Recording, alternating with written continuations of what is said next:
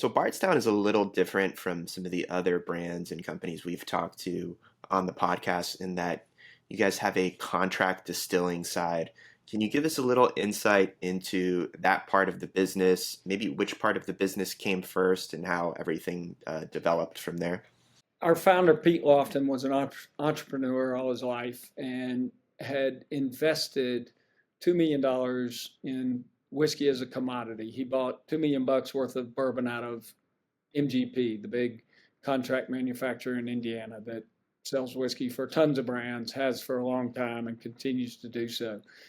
Great business.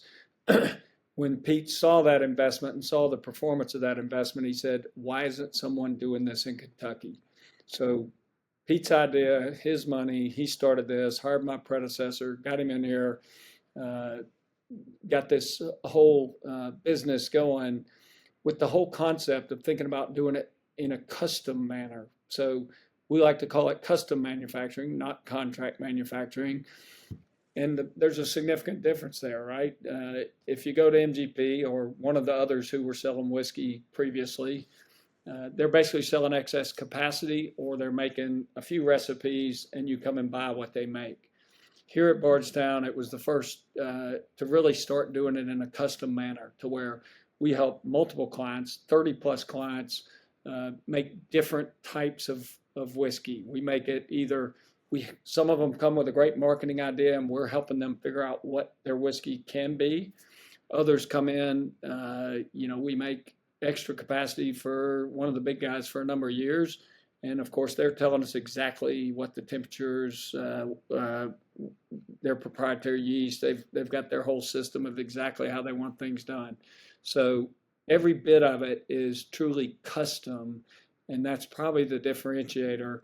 We were certainly the first, and a couple others were out there doing it as well, but it was right time, right place for a business model that was needed in our industry. And frankly, we've helped a number of brands that you would have heard about. And the cool thing about Bardstown is a lot of folks like talking about the fact that their whiskey's made here at Bardstown. And that's the kind of partners that we love, is folks who are proud to be working with us. We're proud to be working with all our clients. We actually sell the products of some of those that want us to in our retail shop. So we're all about helping clients get what they want in a custom manner so they can be proud of the whiskey that they're selling.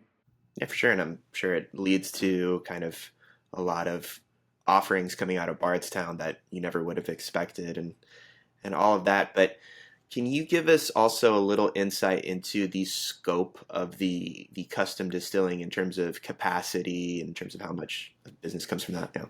Yeah, so when the distillery first stood up in September 2016, we had the capability to make 25,000 barrels of whiskey. It was sold out from day one.